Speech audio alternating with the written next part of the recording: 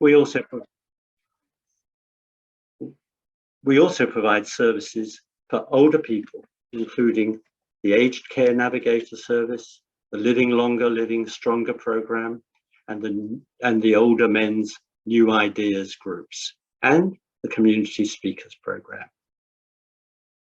Now, everyone except the presenters are on mute. You're not able to unmute yourself, as this is a webinar and not a meeting. But you can ask your own questions at any time by typing them into the Q&A panel. And you can also upvote someone else's question if they're asking something you would like to know. And we'll be trying to answer these questions during the panel discussion.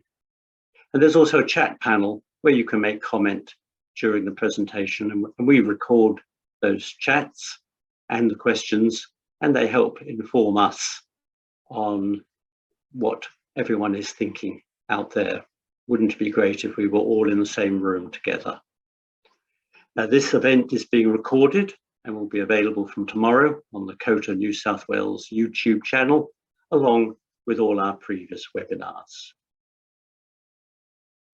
In 2020, COTA New South Wales undertook extensive research into the impacts of COVID on older people's well-being, but they also looked at how older people connected with their local communities.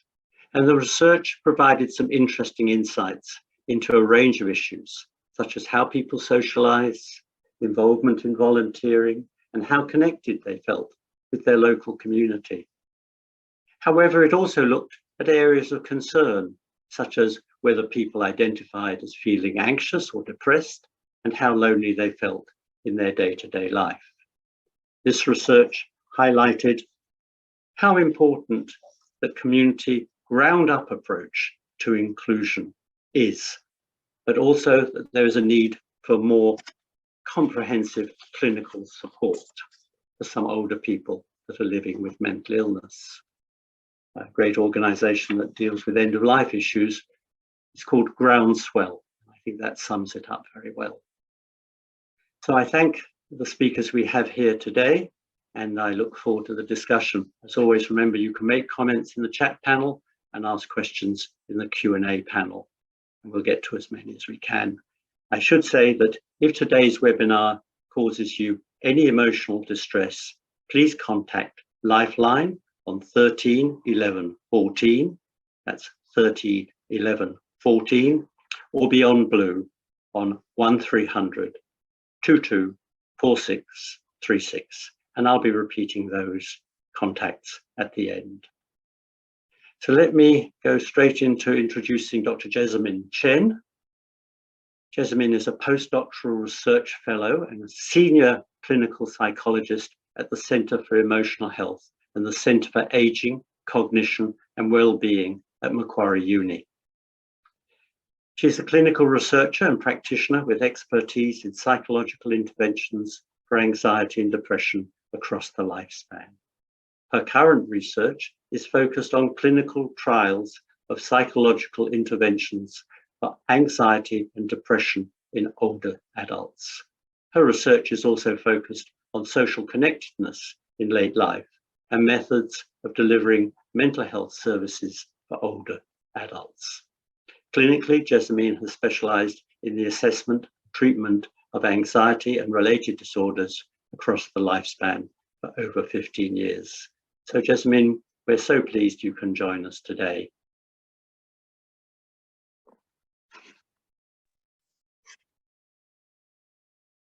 Thank you so much, Dr. Ginsburg, for the introduction, and thank you for having me, and congratulations on putting together this wonderful webinar. And good morning, everyone. Hello from Sydney. Let me just share my screen with you now. If I can click the right button. Here we go. All right. Okay, so hopefully everyone can see my slides on the screen okay.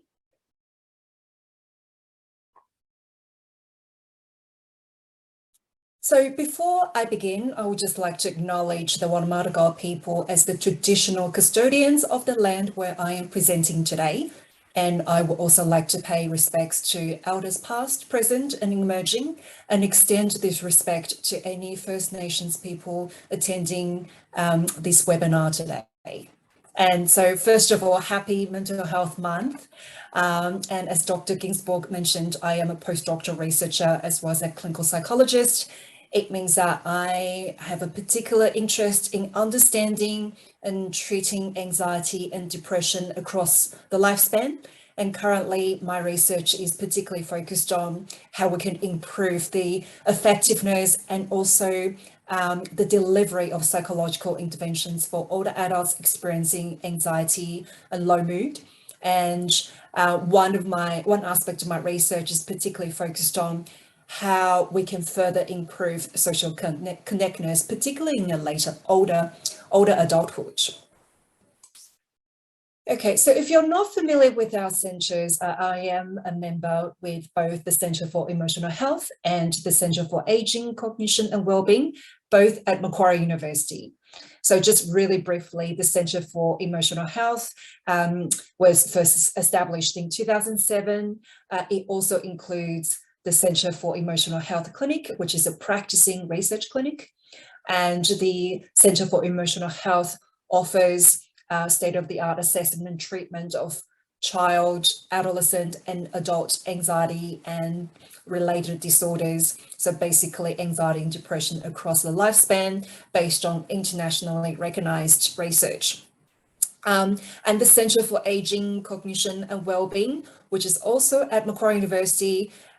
We are a collaborative group of multidisciplinary researchers with particular interest in both the normal and abnormal aspects of aging.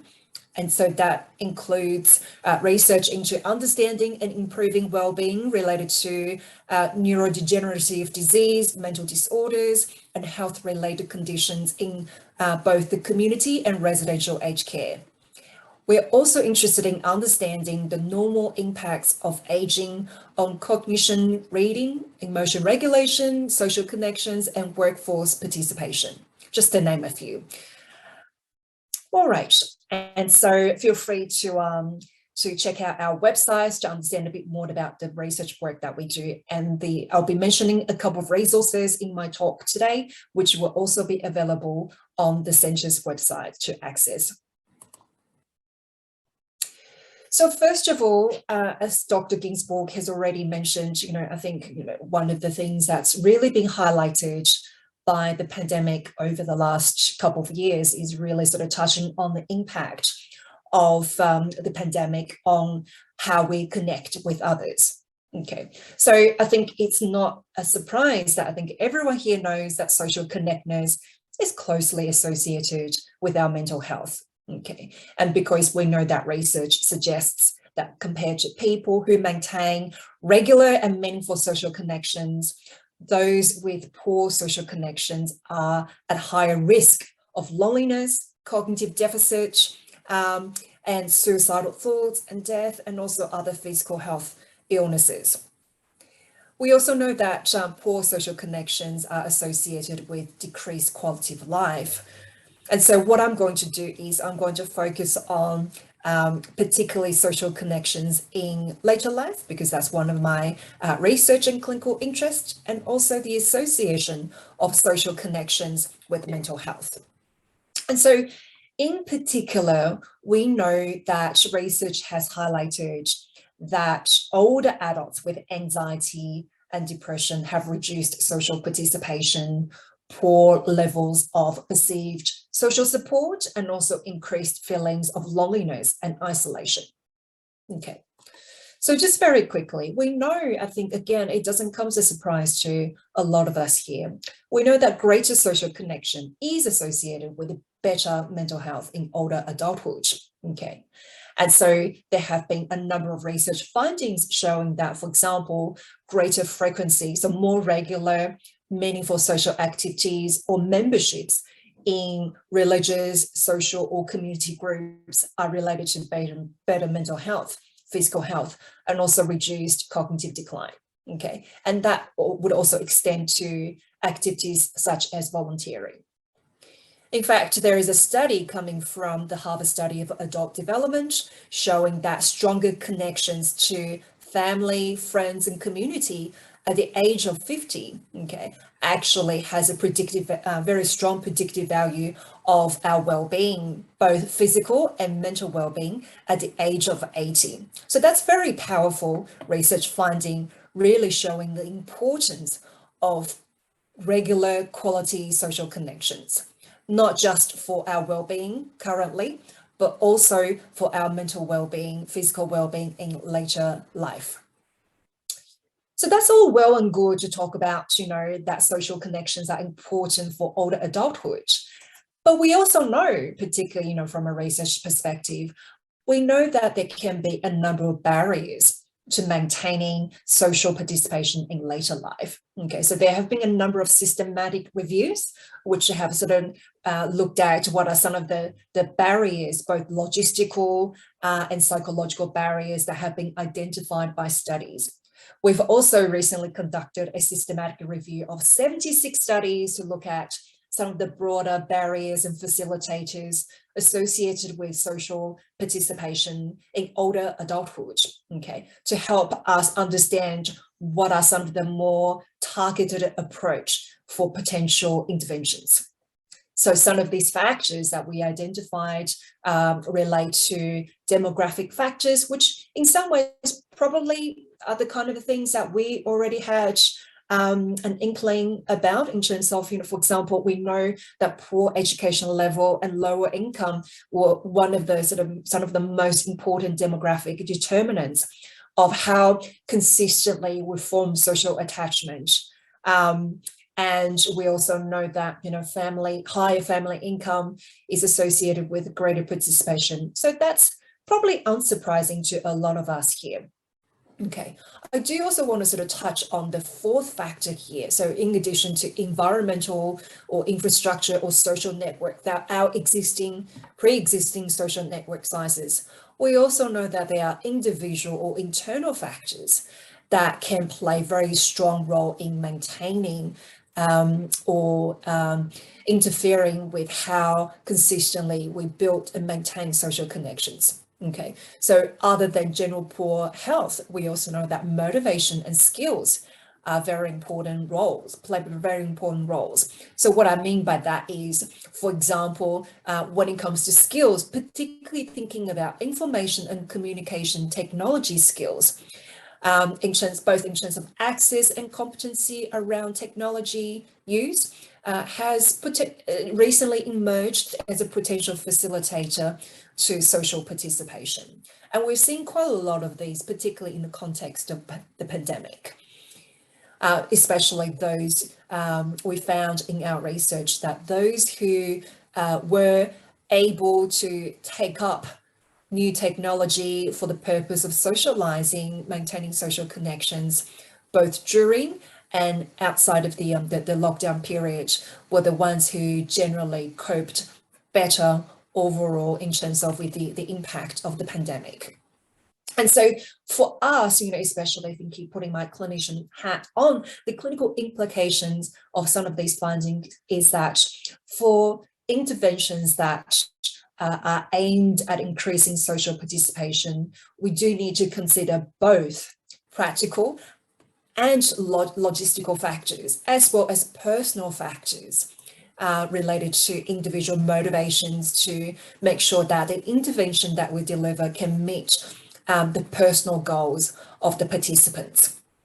And it also has implications for potentially some of the preventative strategies that we can consider relating to establishing and maintaining supportive social network. So I briefly mentioned earlier that a lot of older adults with anxiety and depression have reduced social participation, okay? And what we understand from the literature is that the direction between social connection and mental well-being is likely to be bidirectional. Okay, there have been a lot of correlational studies, being very few, very limited studies that to really sort of clearly establish the causal relationship between social connections and mental well-being. but we think it's likely going to be bidirectional. So what that means is, having poor social connection, is likely to sort of not only increase, but also exacerbate any anxiety or depression symptoms that a person can experience. But also having anxiety and depression are likely to contribute to the increase of social isolation. And so we know that, as I said, the lack of quality social interaction is likely to increase feelings of worthlessness and rejection, which are some of the sort of key characteristics that we see a lot in people presenting with depression. Okay, so particularly, sort of thinking from psychological perspective, and we also know that from a number of research studies that have looked at what are some of the interventions that target reducing isolation and social isolations and feelings of loneliness. One of the things that we do know is that we need to look at in terms of how people think as well as they approach social situations. So to that end, we're currently actually evaluating the effectiveness of a psychological intervention program to specifically focus on treating anxiety and low mood in adults aged 65 years and over. And this is open to all Australians who meet the eligibility criteria. And the program that we use is the gold standard treatment available that we currently have for treating anxiety and depression, in particularly older adults, that is cognitive behavioral therapy. And so this program helps older adults develop cognitive and behavioral techniques to reduce their symptoms of anxiety, low mood, and worry. And it's been shown to be quite efficacious in a number of large clinical trials. Okay. And so, as I mentioned, that this treatment is available to all Australians face-to-face at Macquarie University or via telehealth, that is video conference or telephone. And I should also mention that this is a free treatment program that we have been very fortunate to receive fundings from the National Health and Medical Research Council and Beyond Blue to provide this treatment program. So one of the things that I also want to quickly mention is that the symptoms of anxiety and low mood are often under-recognized in older adults, okay? And so more often than not, anxiety and depression symptoms can be dismissed as normal parts of aging, and that is actually one of the things that hasn't really been quite supported by a lot of the research, both in Australia, but also international research studies.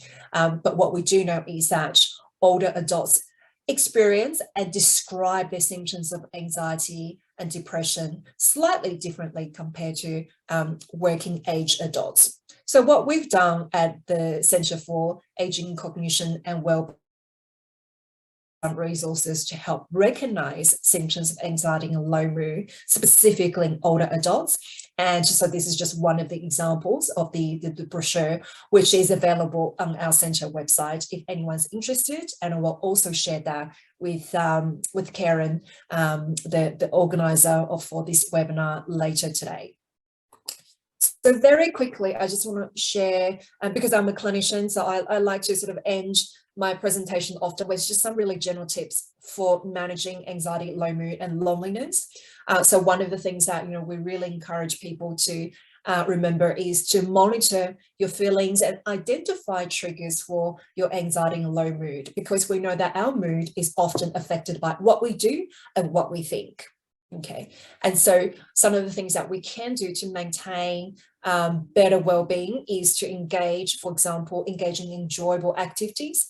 That is keeping ourselves busy, but not too busy, in terms of engaging in a balance of activities that are done either for pleasure or for a sense of mastery. Okay.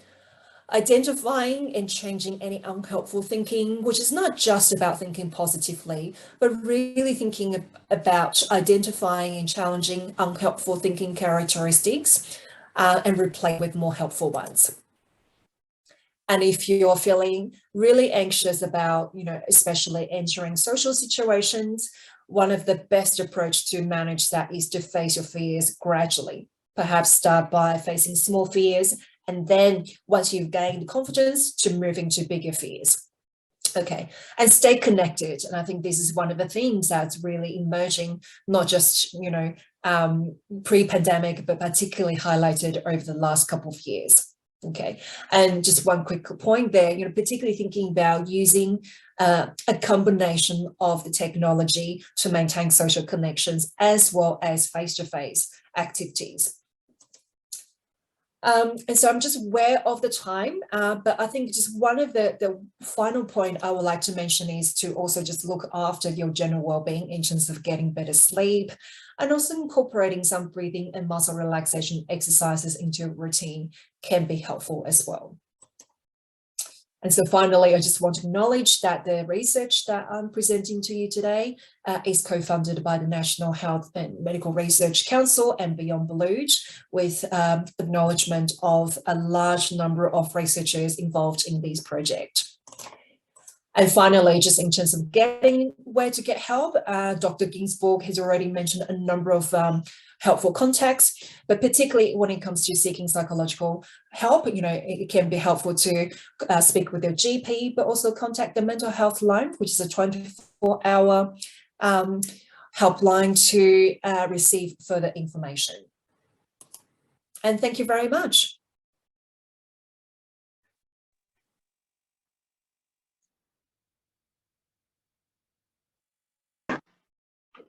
Hello. Now I should be back on. Okay, I'm going to stop sharing my screen. Okay, thank you very much, Jessamine. Great. And here I am. Thank you very much for that. It was a great presentation. And to add on to that last slide, and you did mention it, the most available person to seek help from initially, and maybe long term, is a neighbour, a friend, someone in the community, even someone who you might be sitting next to at a cafe. Share. Absolutely. Share, absolutely. Share and have the conversation. And it's surprising how much that person you're talking to, who you might think, oh, well, they'd be very embarrassed, they'll start to share their emotional issues. No one doesn't have them. Everyone has issues. That's what I've experienced in 50 years of general practice. So, and in myself. So we haven't really had any questions come in yet on the chat and Q&A. So please be mindful of that and see what you can think to test us all with. So now I'd like to introduce Jane Turner. And Jane's a senior clinical psychologist with 28 years experience working with older people. She's a recognized expert in the field, having worked in acute psychogeriatric inpatient settings and aged care psychiatry community teams in her public sector roles, where she's worked extensively in residential care settings. That's what used to be called nursing homes and hostels across Sydney since 1994. She's worked in her private practice, Amazing Aging Psychology, full-time since 2010. Jane is passionate about improving the mental health and quality of life of older Australians, or as someone put in the chat room, older adults. And they said they liked that expression. I do too. So thank you. Thank you for making time in your busy day, Jane. Thank you, Stephen. Can you hear me? Okay. I can hear you. Okay, thanks for that introduction, Stephen, and thank you, Jasmine, for your wonderful presentation.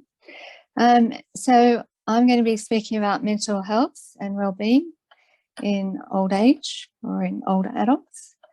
I'm presenting from the Darug and Gundungurra land, and I pay my respects to leaders past, present and emerging. So today I thought I'd like to speak to you about something I haven't presented before, which is a bit of a practice snapshot. Next page, please, Karen.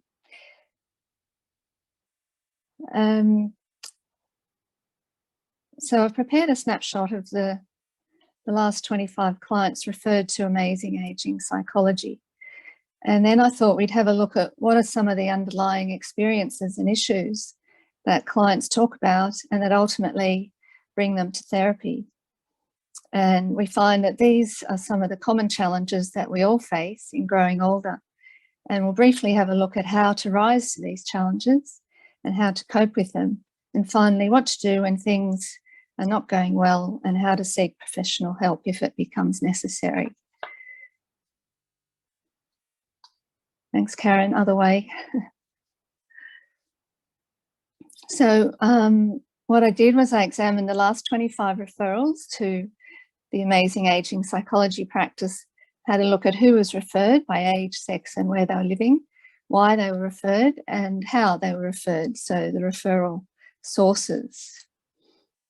And what I found was that we had 36% males, 64% females, an average age of 78.5 years, 36% were living in residential aged care, 94% were living at home, and only one of those was living in a retirement village.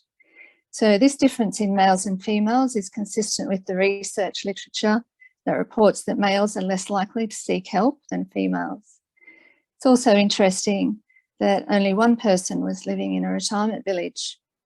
Does this mean that everyone in retirement villages has better mental health, or just that they're not seeking help? Next slide. Thanks, Karen. So the reasons for referral, we found 28% had depression, 28% had dementia, 24% had anxiety, 24% had adjustment to residential aged care, 8% had carer stress related to a spouse with dementia, 12% had behaviour disturbance, and 12% had other things there. You'll note that these percentages add up to more than 100% because most people had a combination of issues. For example, dementia plus behaviour disturbance or adjustment issues plus anxiety. And 2/3 of people living in residential aged care facilities had adjustment issues. Next slide. So that's just a visual display showing the most commonly presenting clinical problems in the Amazing Aging Psychology practice were depression, dementia, anxiety, and adjustment to care. So moving on to referral sources, of those living at home, 10 out of 16 were referred by the GP on a mental health care plan, and 6 out of 16 were referred by a psychiatrist. Of those living in residential aged care, 2 out of 9 were referred by the geriatrician, 6 out of 9 were referred by the care manager, and 1 was referred by the GP. Okay, so what are some of the underlying issues and experiences that lead to the need for referral to a clinical psychologist? Well, these are many challenges here that are faced in later life and that my clients often experience and talk about. So you can see here that often people are dealing with chronic illness and disability, which poses a major challenge. Also, older people are facing a number of different role changes around issues related to work or retirement choices. Grief and bereavement is another big issue. And dealing with the accumulation of losses over one's life. Loneliness and social isolation have been experienced more with the recent COVID-19 pandemic and lockdowns. And whilst these problems are not unique to later life, they are more likely to occur in the later third of life. And late life is also not immune to the usual difficulties that we face in earlier years, such as arguments with friends and family, failures at tasks one sets for oneself, etc. So if we just have a look for a moment at the chronic illness issues, chronic illness and disability become more common in old age and represent another loss for people. That is often the loss of a normal functioning body due to whatever illness they're suffering, whether it's osteoporosis, osteoarthritis, sometimes multiple sclerosis or Parkinson's disease. And this often causes adjustment problems. That is, leads to psychological impacts of chronic illness and disability, and adjustment issues and depression. So there is an increased correlation of physical and psychological problems in later life, with depression and disability being highly correlated. And I think, as Jasmine pointed out, depression is notoriously underdiagnosed in the elderly, and pain is notoriously undertreated. Next slide. So then we move on and look at the role changes. And as you'll all be familiar with, there's so many role changes with older age. So loss of work role through unemployment or retirement, trying to work out when to retire, when and how to go on the pension, etc. So any loss is intrinsic to change, because change implies that we have a loss of what is known, expected or accepted, and the older person often faces an unknown new path, which can be very challenging and sometimes anxiety provoking. And all change requires us to think differently about our world and have a willingness to let go of the way things were. So learning to adjust to change often means finding other meaningful roles, which was also touched on in the previous presentation. So if we look now at grief and bereavement, another very common part of old age and a very sad part of older age, that people do experience more losses as they get older. Bereavement comes from the Latin word to be robbed. And grief is the most central reaction we see in bereavement. It doesn't really diminish over time, although the expression of grief can be highly individualized. And mourning is sometimes defined as the culturally sanctioned behaviours and expressions that occur following a loss. One source of grief in old age is when expectations and hopes of old age itself are not met, when things don't go according to plan, due to illnesses or death of loved ones, etc.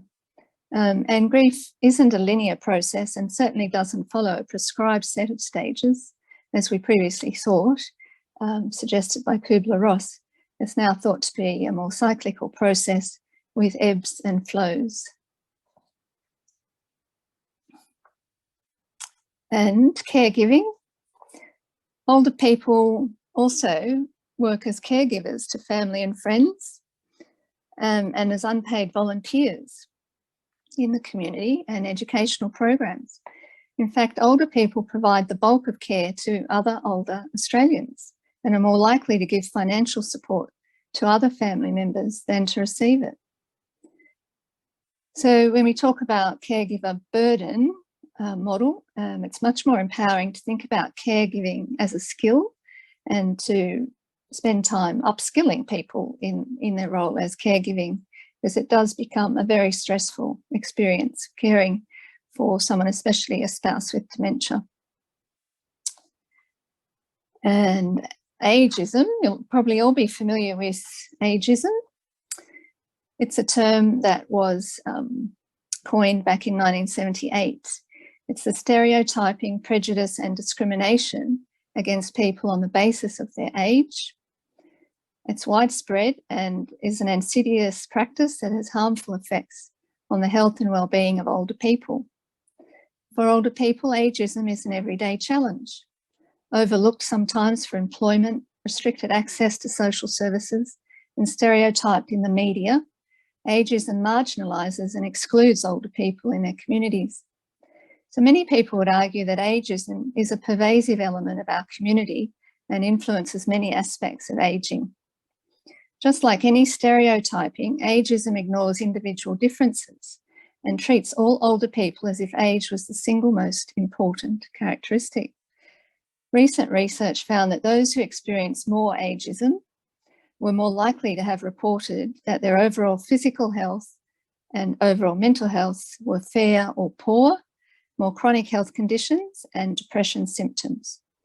If you'd like to read more about ageism, maybe later, you can head over to that link where I've got a blog post on ageism.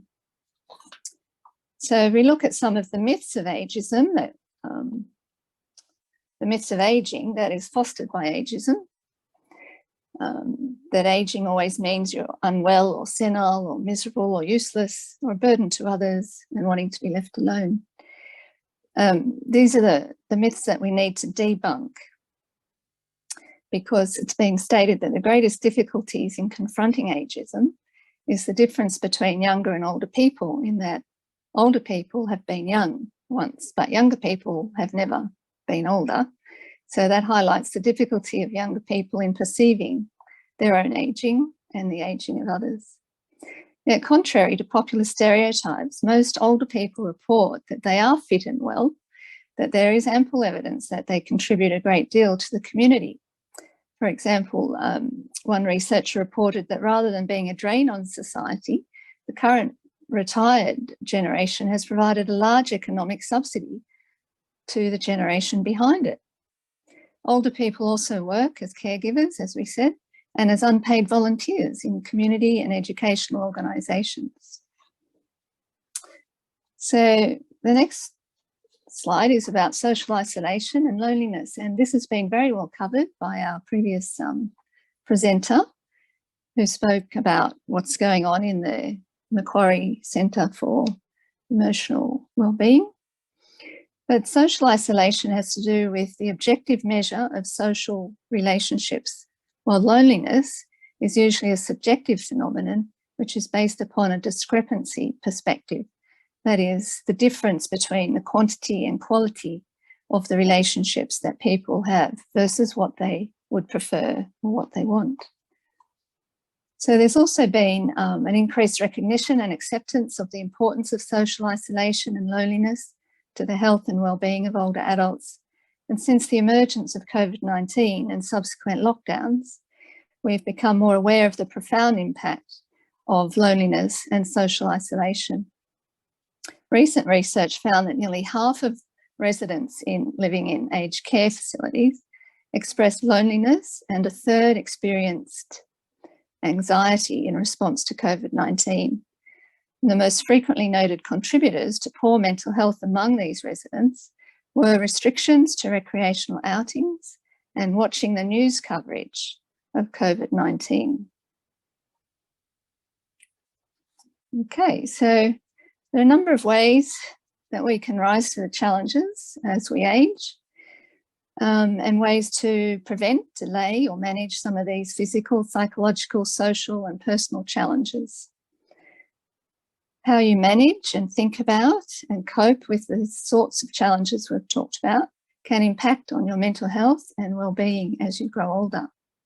In general, the ability to cope in later life depends primarily upon the adaptability that the individual has shown throughout their lifetime in dealing with difficult, stressful situations, and the effectiveness of their various coping strategies that he or she has learned through their earlier life experience. And sometimes those strategies need to be modified for this later life stage. But we all use strategies that have worked in the past, and healthy older adults are often very effective copers, employing complex coping strategies developed through lifelong learning from experience. Okay, so active aging is the process of optimising opportunities for physical, social, mental well-being throughout the life course in order to extend healthy life expectancy, productivity, and quality of life in older age. That was a term used by the World Health Organization in 2002. And recent research has found that older adults who participate weekly in many different types of leisure time activities, such as walking for exercise, jogging, swimming laps, or playing tennis may have a lower risk of death from any cause, as well as death from cardiovascular disease and cancer. Research findings also indicate that no amount of physical activity can stop the aging process, but suggests it can reduce the physiological harms of an otherwise sedentary lifestyle and improve active life expectancy. So older adults who engage in regular exercise may experience significant psychological and cognitive benefits. So how do you keep your brain active?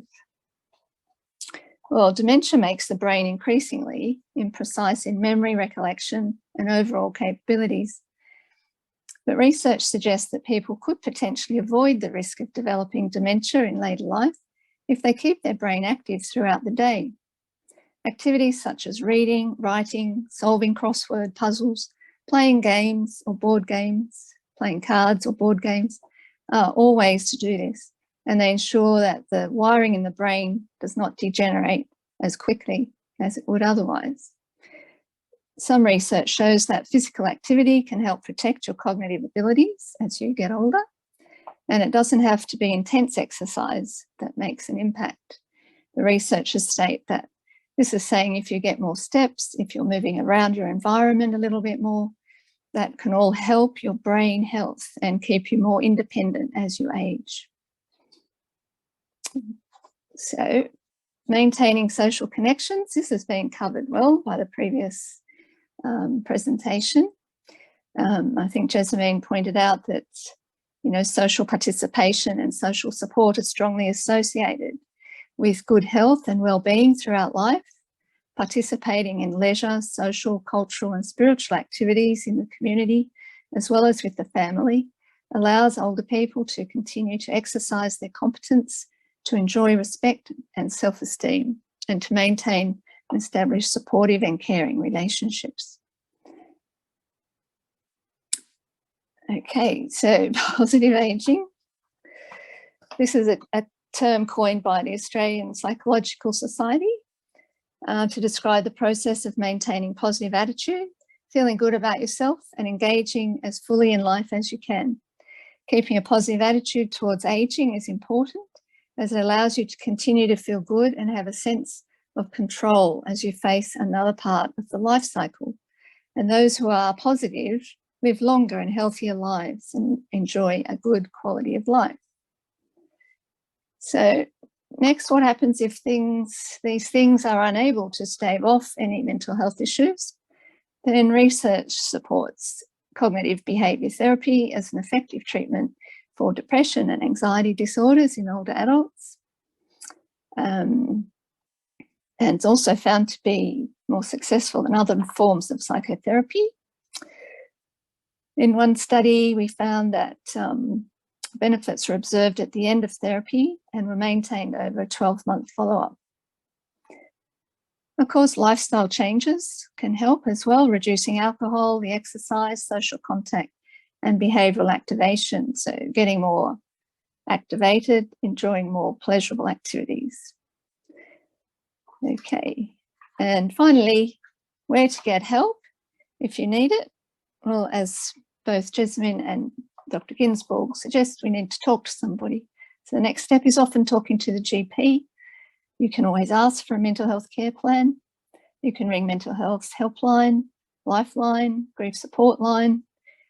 There's also a New South Wales Association for Mental Health, Seniors Information Service, Beyond Blue Australia, and Alzheimer's Australia.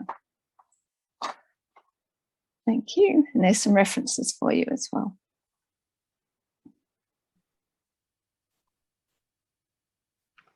Oh, that was great. Thank you so much, Jane. And it's answered indeed some of the questions that have been coming in on both the chat line and in the Q&A. So and I should say thank you very much to everyone who's putting some questions in. We certainly got enough to start off with. And what I've been also impressed with is that some of the conversation in the chat room has been people giving advice to others, which is, I think, you know, at the centre of a a population level, at a population level, obviously that's sustainable. We'll never have enough psychologists or psychiatrists to give professional services. The community has great power and resources in itself.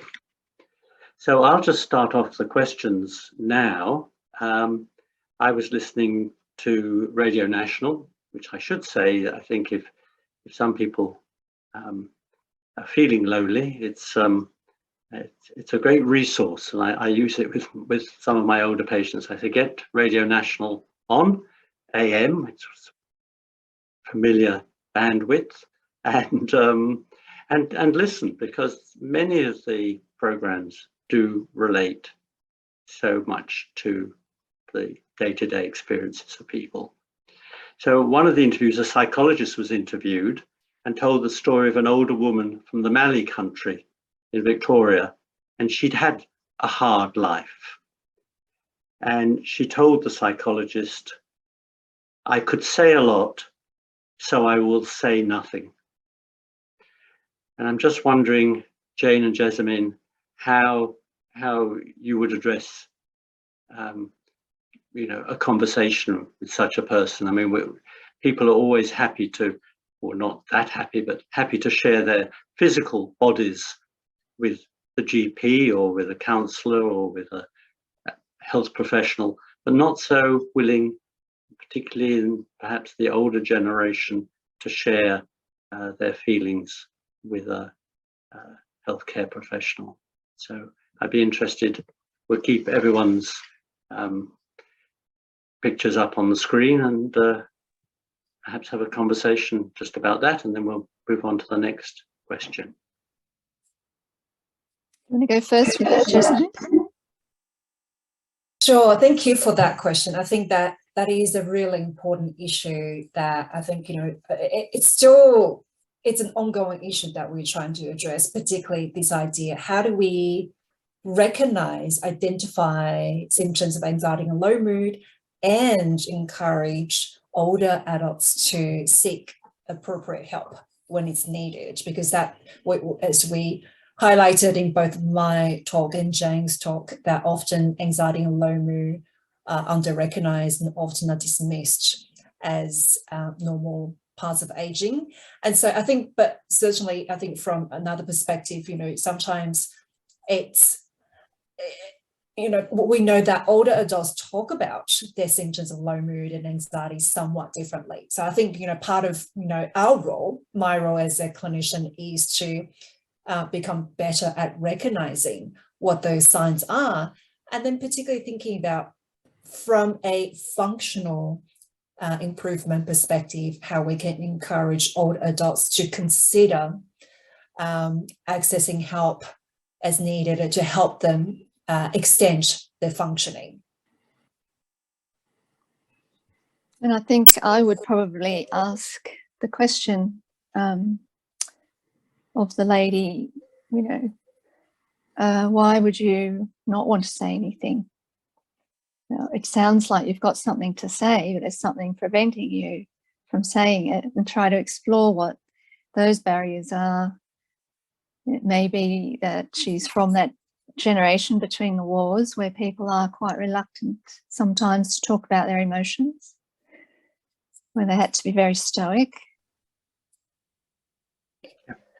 And to Jane's point, I would also add that sometimes it can be helpful to start a conversation by pointing out changes in their functioning. For example, I noticed you've been feeling a lot tired. You haven't been doing a lot around in terms of taking care of yourself, and not just taking care of yourself, but also you haven't really been engaging in a lot of social activities, have you? So I would usually start by pointing out some of the functional changes that we're noticing. That might also include changes to the sleep as well. Yeah, so that might be a helpful way to start the conversation, and gradually drawing out potentially some of the other symptoms they might be experiencing, but not necessarily know how to actually describe them. Yeah. I love Elizabeth's comment in the chat. this is not a question, just a comment. It's so good to find out that some of the negatives I think about are quite normal. And that's another plus for people sharing with others and talking with others. We've become very isolated. So Martin asked one of the first questions. What's the best way of encouraging other people who are reluctant to participate in social events, what he calls tag along? How can they be best supported to attend? And Rose added on the cultural and language barriers for some people. So I'd like to have a go at that one. Yeah, so I had a go at answering that question earlier. And so I think, again, just putting my clinician hat on, I think it can be helpful to try to understand a bit more about the reasons for their reluctance. Perhaps is related to anxiety, perhaps it's related to low mood. So for example, if it's anxiety, we know that a lot of older adults might feel really anxious about, not knowing how to find new activities, or this idea of contacting a new group or joining a new group for the first time. And so it can be helpful to sort of have a plan ahead of time to think about, what do you want to ask about a group before you make the call? Sometimes going with a friend or tagging along with a friend, or the person who's trying to encourage the person who's reluctant to sort of inviting them to tag along to some of the activities that you're currently doing. Even if they don't necessarily enjoy the activity, it can be a really good starting point to encourage them to think about what other groups or activities that could get involved in. And sometimes it could be the reluctance might be related to logistical issues, for example, transportation or the cost. So again, maybe doing some research, on their behalf, looking at what are some of the local councils, local libraries, or local community centres are offering that can be really helpful. And particularly to the point about language barriers, I think our local councils, and this is one of the things that I'm really discovering all the time, our local councils actually just offer a variety of amazing, fantastic activity programs, and often are free, or they only, sort of incur a small amount of fee. So that can be really helpful for some of the older adults who are concerned about in terms of finances or in terms of the transportation. Sometimes also I find that explaining the depression inactivity cycle can help people break into it. So the more depressed they're feeling, the less they want to do something. So, and the less they do anything, the more depressed they become. Explaining that cycle can help, and explaining that just taking one step to break that cycle would be, the very first step, and it would be very helpful to do that. I agree. Yes. I've got one comment in here, the University of the Third Age. There we go. Wendy's mentioned the University of the Third Age, U3A. Mm-hmm. Great way to become connected socially and stimulate the brain cells. Excellent. Absolutely. Excellent suggestion. That's the wonderful thing about that. Obviously I recognize that some of the people on this webinar aren't comfortable with using the chat room, but I'll try and translate from the list as we go. I don't actually have access. My iPad's not working for the chat for some reason. No, well, this is technology, and in fact, there is a comment from I think it's Antonia. She said she's 69 and feels very challenged by the online and technology experience, and it's impacting her well-being. I'd say, of course, you're not alone, and it's one of the great challenges. But any practical suggestions or generic suggestions for that? Because I think it is part. I mean, there's the internet for good, there's social media for good, and there's a lot of the social media is definitely harmful to all ages in their mental health. So over to you two. Jane, would you like to make a comment first? No, you go ahead, Jasmine. So a couple of things that came to my mind. So I also had a go at answering, responding to Antonia's comment. I think, you know, yes, of course, the ever evolving technology can feel overwhelming at times. And I agree with Antonia's point about adjusting. So I think the key is to, I think, have a think about in terms of what regular and quality, high quality social interactions will look like for you, okay? And then make the technology work for you, not the other way around. Okay, so that will be the first point I will make. The second point, I think, particularly more sort of thinking about in terms of the impact of social media, and also, you know, because there's so much information that is available online these days, and particularly, you know, I'm thinking in the context of the pandemic, in terms of the information, you know, we often felt information overloaded, information fatigue, you know, with the amount of information that we can access. So particularly if you're noticing yourself feeling anxious, feeling increasingly anxious about the information that's coming your way, it can be helpful to think about limiting the amount of time that you spend online. So rather than sort of staying on your phone, scrolling through information constantly throughout a day, it can be helpful to think about just really sort of cutting down the amount of time to limit your technology use. That can be a helpful way, and use it effectively. That will be my comment. There was a question from Margaret about art therapy, and to that I'd add music. And it's interesting how those old-fashioned analog activities are neglected in today's digital world, but they are of proven benefit, both art therapy and also listening to music in terms of mood.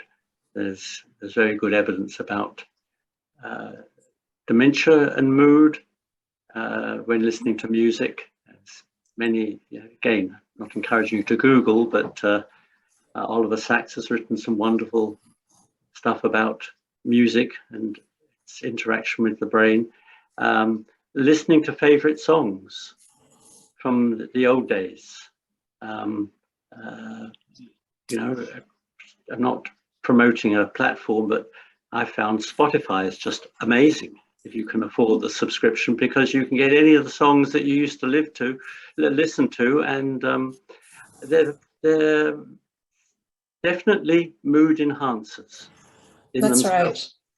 That's right. And so I definitely encourage a lot of work with to engage in a range of hobbies. So the key here is a range. That is, you know, things to do with other people, as well as things to do on your own. So that's one of the things that, you know, some people are very good at keeping themselves busy, doing things with others, but they don't necessarily enjoy their own company so much. So the key that we often try to encourage people to think about is having a range of activities that either speaks to a sense of pleasure or a sense of mastery. So listening to an old song from, you know, a really important time in your life, that's a great idea.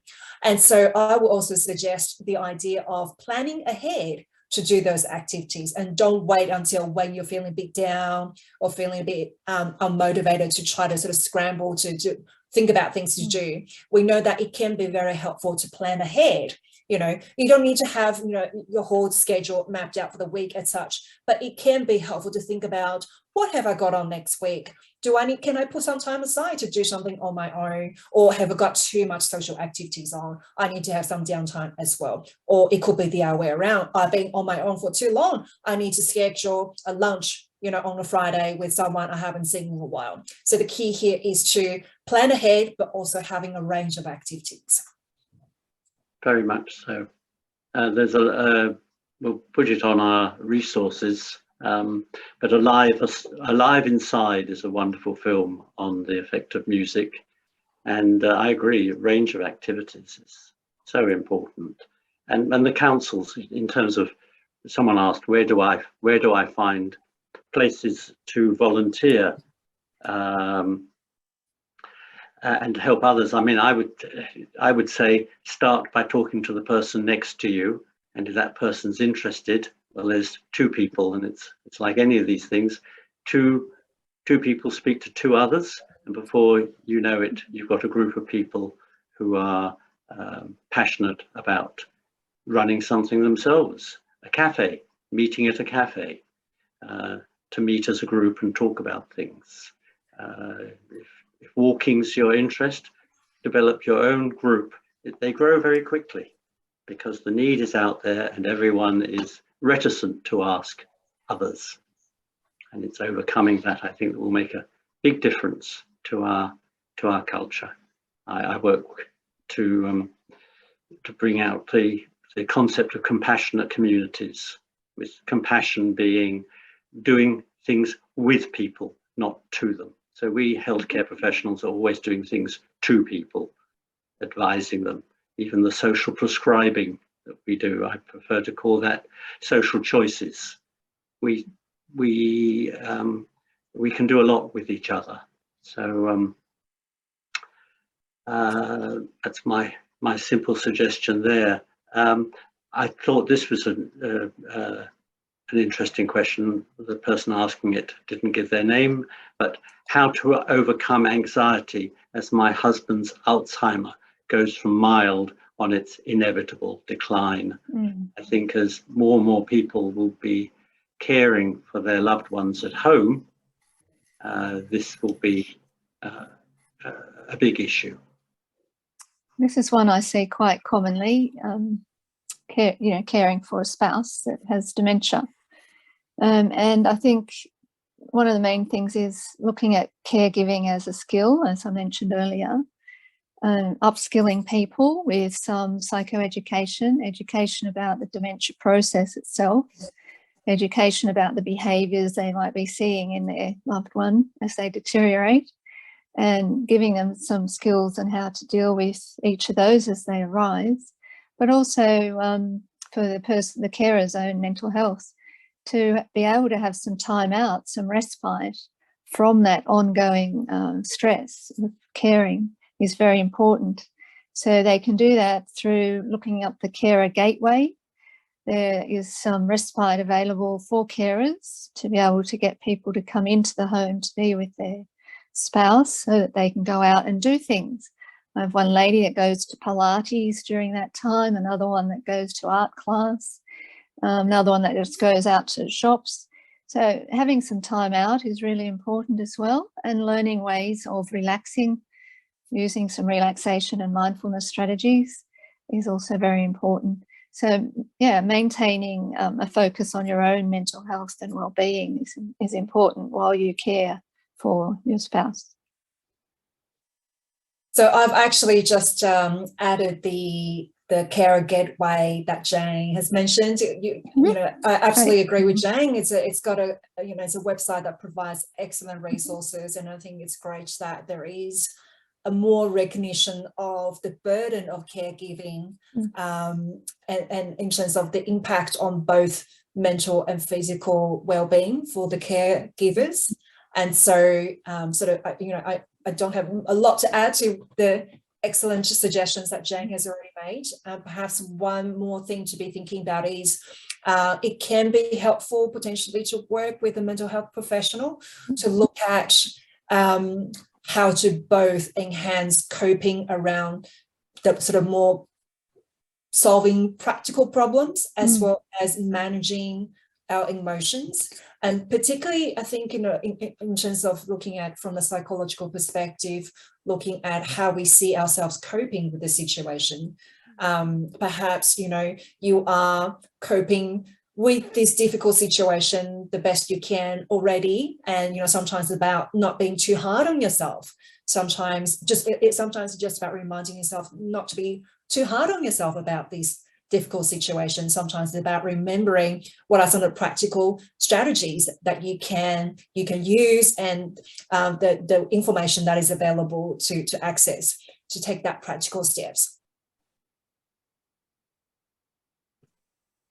No, that's absolutely great. One of the questions that did come in before the webinar was on elder abuse, and that's echoed in one of the questions from Wayne, elder care abuse, about difficult relationships with elders. We spoke a little bit before the webinar started, it's a whole other topic in itself, that Elder care. elder care abuse. Yes, abuse of the carer and of the carer, abuse of the of their client or family member, and in that comes financial abuse as well. I think I'm just perhaps mentioning it to acknowledge it, and there are online resources to get help for that. I don't know that we can really deal with that topic I think adequately today, but Jane. the main thing is to talk to somebody about it if you have concerns about it. So talk to the GP or seek some other support to talk about it. Even There one is of the also, yes. Yeah. Sorry, I was going to say that there is also the elder abuse helpline that is available to for people to call and just to find out a bit more about what are some of the possible pathways that can be available in terms of the next course of action. Jasmine, perhaps you could put that link up onto the. Yes. I can't do 4 things at once. I know there's so many windows, isn't it? So I just put the website to directly to Wayne, but I will also put it here. There's so many windows open. That'll be fantastic. There you go. I just popped that in the chat room. There was a question again.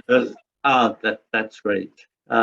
There was a question about how do you think COVID and lockdowns impacted on older people, and just quoting the COTA 50 plus report, it says older people were generally resilient in the face of reduced social activity last year and were inventive in finding new ways to address their needs.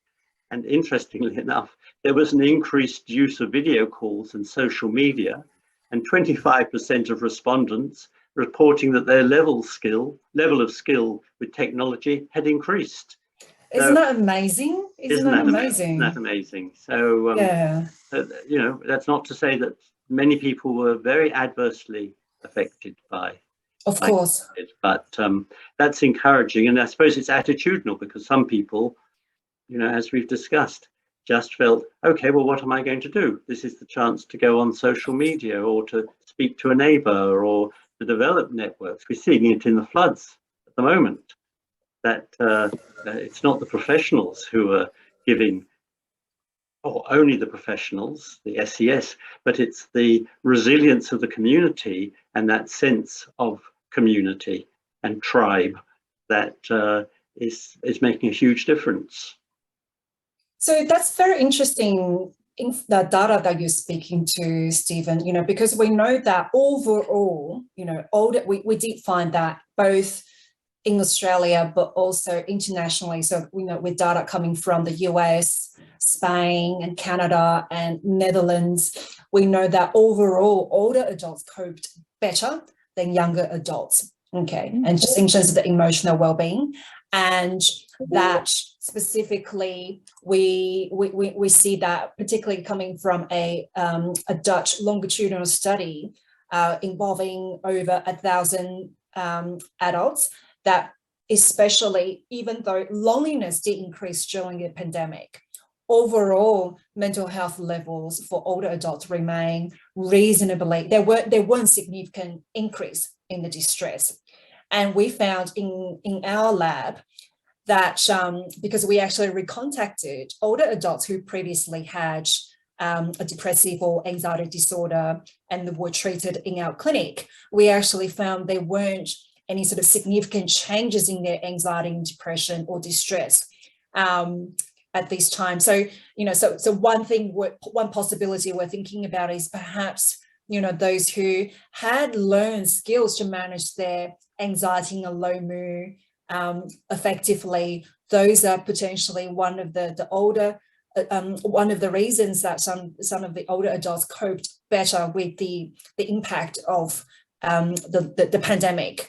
And also, I think generally just thinking about in terms of, you know, some of the factors that contributed to better coping in older adults, we found in our research that living with someone else, that greater uptake of technology for socializing, as Stephen has pointed out, taking up new technology, for maintaining social connections, as well as maintaining contact with grandchildren, and also spending less time ruminating or stewing over the negative impact of the pandemic. Those were the things that we found were associated with a better coping, specifically for older adults.